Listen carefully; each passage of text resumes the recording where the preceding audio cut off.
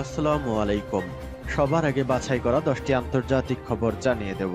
প্রথমেই থাকছে শিরোনাম, তবে তার আগে অনুরোধ থাকবে ভিডিওটিতে একটি লাইক দিবেন।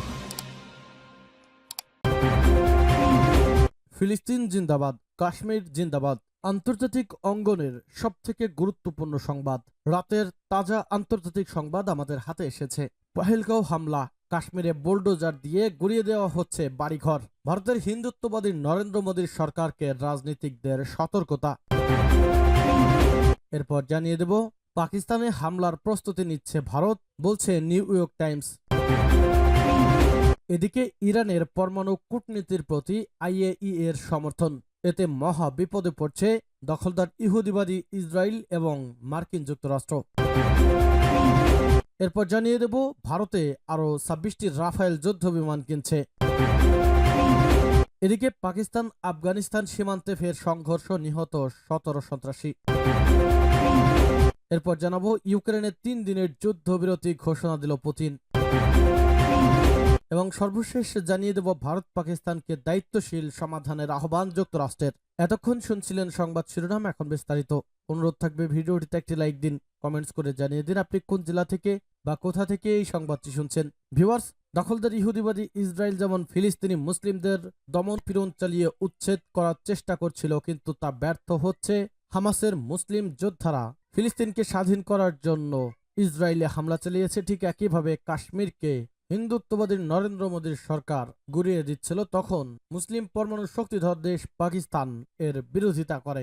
ভারত কাশ্মীরকে দখলের জন্য এক মিথ্যা পায়তারা শুরু করলে পাকিস্তান তার চূড়ান্ত জবাব দিয়ে প্রথম রাউন্ডেই ভারতকে পরাজিত করে দিয়েছে।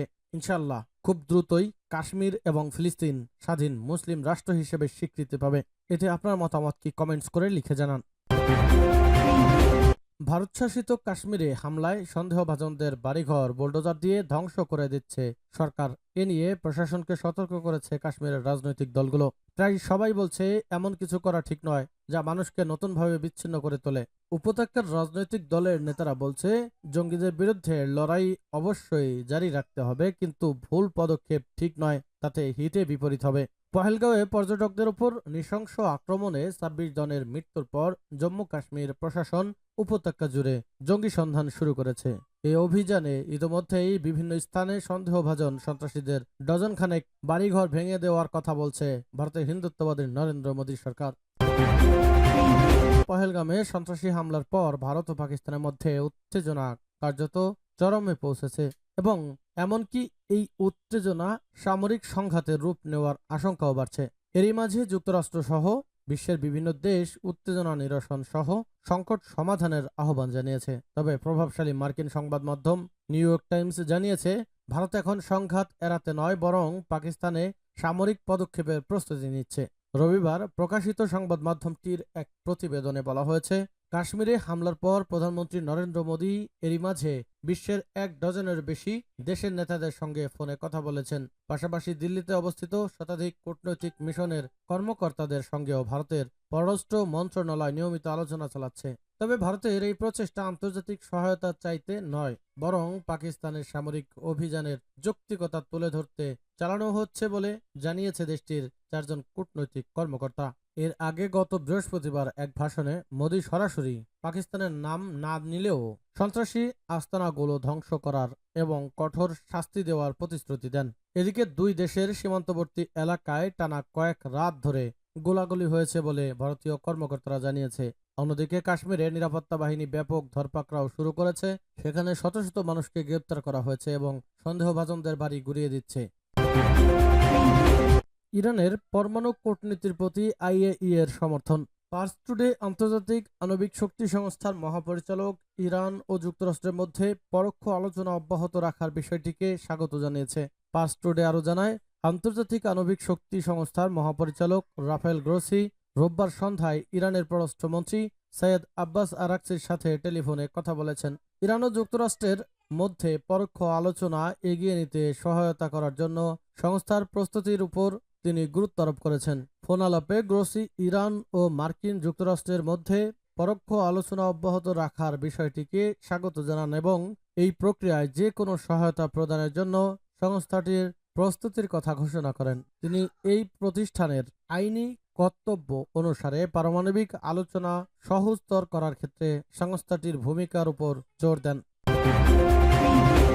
আরও 26টি রাফায়েল যুদ্ধবিমান কিনছে ভারত। কাশ্মীর ইস্যুতে পাকিস্তানের সঙ্গে চলমান উত্তেজনার মধ্যেই ফ্রান্সের কাছ থেকে 26টি রাফায়েল যুদ্ধবিমান কেনার জন্য 630 বিলিয়ন রুপি মূল্যের একটি বড় ধরনের প্রতিরক্ষা চুক্তি স্বাক্ষর করেছে ভারত। দেশটির প্রতিরক্ষা মন্ত্রণালয়ের এক কর্মকর্তার বরাত দিয়ে সোমবার এ তথ্য জানিয়েছে ব্রিটিশ বার্তা সংস্থা রয়টার্স। প্রতিবেদন অনুযায়ী প্রধানমন্ত্রী নরেন্দ্র মোদীর নেতৃত্বাধীন ভারতের নিরাপত্তা মন্ত্রিসভা চলতি মাসের শুরুতেই এর অনুমোদন দিয়েছে।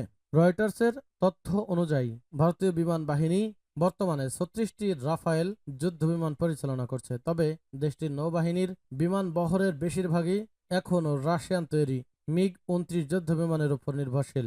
নতুন রাফায়েল যুদ্ধবিমানগুলো মূলত ভারতীয় বিমান বাহিনী রণতরী আইএনএস বিক্রান্ত ও আইএনএস বিক্রমাদিত্য এর জন্য কেনা হচ্ছে। পাকিস্তান আফগানিস্তান সীমান্তে ফের সংঘর্ষ, নিহত 17 সন্ত্রাসী। জম্মু কাশ্মীরের পহেলগাঁওয়ে বন্দুকধারীদের হামলা নিয়ে ভারতের সঙ্গে চলমান তুমুল উত্তেজনার মাঝেই পাকিস্তান আফগানিস্তান সীমান্তে আবারও অনুপ্রবেশের চেষ্টা করেছে সন্ত্রাসীরা। রোববার গভীর রাতে ওই সীমান্তে পাকিস্তানের সীমান্তরক্ষী বাহিনীর সঙ্গে সংঘর্ষে অন্তত 17 সন্ত্রাসী নিহত হয়েছে। একদিন আগেই একই সীমান্তে কমপক্ষে 54 সন্ত্রাসীকে হত্যার দাবি করে পাকিস্তানের নিরাপত্তা বাহিনী। সোমবার পাকিস্তানের সামরিক বাহিনীর আন্তঃবাহিনী জনসংযোগ পরিদপ্তর আইএসপিআর এক বিবৃতিতে এ তথ্য জানিয়েছে।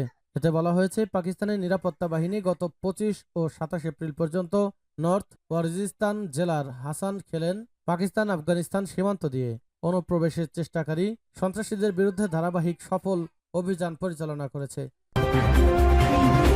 ইউক্রেন যুদ্ধে 3 দিনের জন্য সাময়িক যুদ্ধবিরতি ঘোষণা করেছে রাশিয়ার প্রেসিডেন্ট ভ্লাদিমির পুতিন। 8 মে থেকে শুরু হয়ে 11 মে পর্যন্ত যুদ্ধবিরতি চলবে বলে একটি টেলিগ্রাম বার্তায় জানিয়েছে ক্রেমলিন। তবে এখনও ওই যুদ্ধবিরতির বিষয়ে ইউক্রেনের তরফ থেকে কোনো জবাব পাওয়া যায়নি। 2022 সালের 24 ফেব্রুয়ারি ইউক্রেনে হামলা শুরু করে রাশিয়া। এরপর দুই পক্ষেরই হাজার হাজার সৈন্য ও বেসামরিক মানুষের প্রাণহানি হয়। সম্প্রতি এই যুদ্ধ বন্ধে মধ্যস্থতা শুরু করেন দ্বিতীয় মেয়াদে ক্ষমতায় আসা মার্কিন প্রেসিডেন্ট ডোনাল্ড ট্রাম্প। খুব তাড়াতাড়ি একটি চুক্তি হতে পারে বলে তিনি কয়েকদিন আগে আভাস দিয়েছিলেন, যদিও চুক্তির বিষয়ে এখনও আনুষ্ঠানিকভাবে কিছু জানা যায়নি। এর আগে 19 এপ্রিল ইস্টার উপলক্ষে 30 ঘন্টার জন্য যুদ্ধবিরতি ঘোষণা করেছিলেন ভ্লাদিমির পুতিন, যদিও সেটি লঙ্ঘনের জন্য দুই দেশই পরস্পরকে দায়ী করেছিল। ভারত পাকিস্তানকে দায়িত্বশীল সমাধানের আহ্বান যুক্তরাষ্ট্রের। হামলার জন্য ভারত পাকিস্তানকে দায়ী করলেও তাই এই অভিযোগ অস্বীকার করে নিরপেক্ষ তদন্তের দাবি করছে। কাশ্মীরের পেহেলগামে উগ্রবাদী হামলাকে নিয়ে ভারত পাকিস্তানের উত্তেজনায় দায়িত্বশীল সমাধানের আহ্বান জানিয়েছে মার্কিন যুক্তরাষ্ট্র।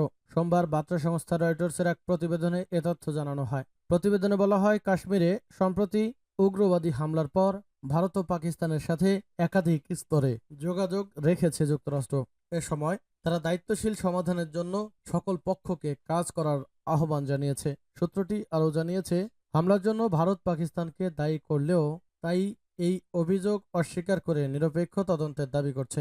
জনসম্মুখে যুক্তরাষ্ট্র ভারতের প্রতি সমর্থন জানিয়েছে, হামলার নিন্দা করেছে, তবে পাকিস্তানের সমালোচনা করেনি।